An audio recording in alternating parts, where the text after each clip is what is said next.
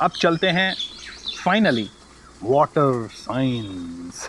मेरा favourite sign है by the वे, क्योंकि वाटर की तरह ही फ्लेक्सिबल होते हैं, ठंडे दिमाग के होते हैं, क्रिएटिव होते हैं, बहुत घूमना फिरना भी पसंद करते हैं और सबसे खतरनाक भयंकर इमोशनल भी होते हैं।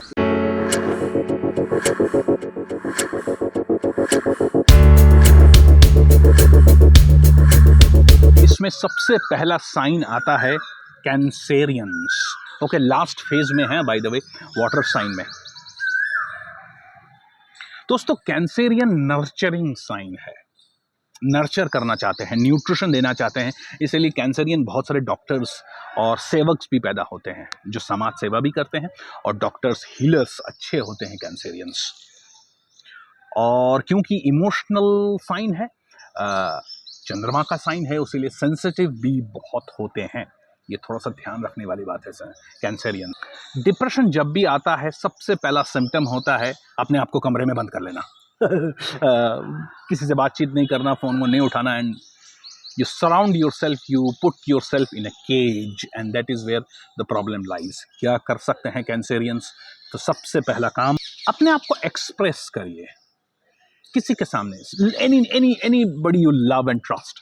It could be your mother, it could be your boyfriend, it could be your husband, it could be your girlfriend for that matter, anybody, your friend. Simply express करिए। जितना आप अपने इमोशन को अपने अंदर दबाएंगे, उतना ही ये फूटेगा, विकृत रूप लेगा।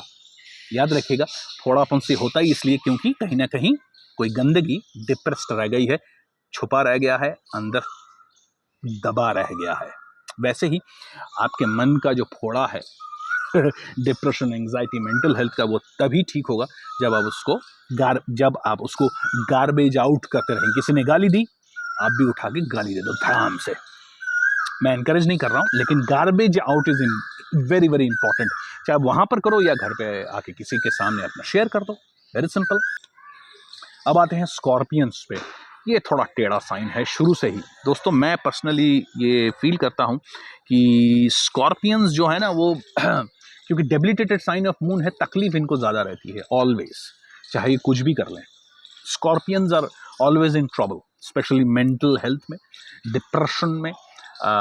तू मैं बहुत ज़्यादा होती है, थोड़ी ज़बान के भी कड़वे हो जाते हैं कई बार, और चीज़ों को समझना इनके लिए बड़ा दिक्कत हो जाता है, क्योंकि मन ही मन में ये ख्याली पुलाव पका लेते हैं। जजमेंटल भी बहुत ज़्यादा होते हैं।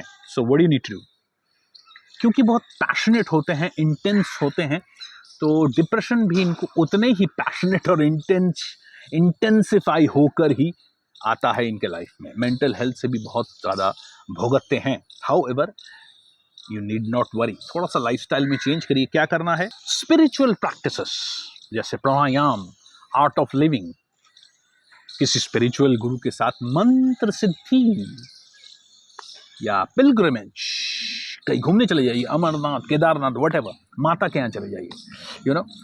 स्पिरिचुअल प्रैक्टिस जितना ज़्यादा करेंगे, उतना ही आपके लिए आपका मेंटल हेल्थ को संभालना आसान होगा। ये एक सिंपल ट्रिक है फॉर स्कॉर्पियंस, जहाँ पर वो स्पिरिचुअलिटी से, मैं रिलीजन की बात नहीं कर रहा हूँ, मैं स्पिरिचुअलिटी की बात कर रहा हूँ। आप मेडिटेशन करके भी इक्वली स्पिरिचुअल हो सकते हैं। जहाँ पर स्पिरिचुअलिटी से इनका नाता टूटा, वहीं उनके यहाँ पर बम फूटा।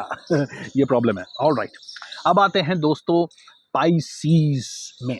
पाइसीज यानी मीन राशि, मछली का साइन होता है और बहुत ही प्यारी राशि होती है, क्योंकि जुपिटर की राशि है। यहाँ पर वीनस एग्जॉल्टेड होते हैं और जुपिटर इसके डिपॉजिटर लॉर्ड।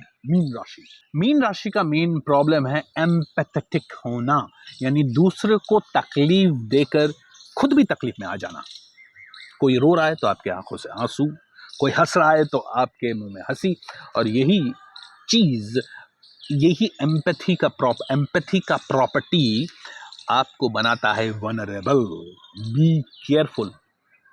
एक बात बताऊं, किसी ने मुझे कहा था कि मीन राशि के लोग भूत बाधा, चुड़ैल एक्सेट्रा एक्सेट्रा, नज़र लगने के भी ज़्यादा शिकार होते हैं, बिकॉज इनवेरेबली इनके आसपास ये अट्रैक्ट कर लेते हैं, because they are very empathetic. दूसरों के दुख दर्द को अपने अंदर महसूस इमीडिएटली कर लेते हैं, चाहे वो बोले या ना बोले। And that is where the problem lies. Okay, इसको ठीक करना बहुत ज़रूरी है, क्योंकि इमेजिनेटिव होना बहुत ज़रूरी है एम्पैथी के लिए। ये इमेजिनेशन ही आपके डिप्रेशन का भी कारण बनता है। ख्याली पुलाव, राय का पहाड़ बनाना, मुंगेरी लाल के हसीन सपने देखना is something that you really need to watch out. Don't do it. Health conscious होना और ग्राउंडिंग टेक्निक्स जैसे योगा, स्विमिंग, ट्रैकिंग आपके लिए बेहतरीन प्रैक्टिसेस हैं अपने मेंटल हेल्थ को ठीक रखने के लिए।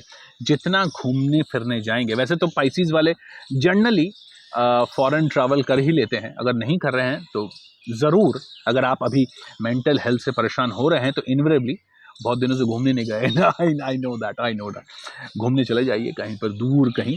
It could be spiritual, non spiritual, whatever. Alright दोस्तों, this is the final stage. दोस्तों, अब हमारे सारे राशियां खत्म हो गई हैं। अंडरस्टैंडिंग ये जो यूनिक एक इंटरेक्शन है ज़ोडिएक साइंस और मेंटल हेल्थ का, इसके बारे में सोचना, इसको समझना बहुत ज़्यादा ज़रूरी है आज के डेट में। काम काज, रुपया पैसा ये चलता रहेगा, याद रखिएगा। अगर माइंड आपके हाथ में नहीं है या मेंटल हेल्थ से आप भुगतते हो, जितना मर्जी पैसा कमा लो, nothing is going to help. Logical, right? इसमें एस्ट्रोलॉजी लगाने की ज़रूरत नहीं है। सो ये बहुत यूनिक रिलेशनशिप है ज़ोडिएक साइंस, यानी आपके चंद्रमा कौन से राशि में है, और वही चंद्रमा का भी हेल्थ यानी मेंटल हेल्थ। सो दो चीज़ें, एक तो बातचीत करिए किसी न किसी के साथ। जब भी आप मेंटल हेल्थ से भुगत रहे हैं, किसी कॉम्पिटेंट साइकेट्रिस्ट के पास या काउंसलर के पास ज़रूर जाइए एंड फ्रैंकली अपने स्ट्रेंथ को पहचानिए अकॉर्डिंग टू योर राशि। सो दोस्तों, इसी के साथ I am ending this video again. I hope that आप लोग कमेंट में अपना date of birth, time of birth और प्लेस ऑफ बर्थ भेज रहे हो फॉर फ्री।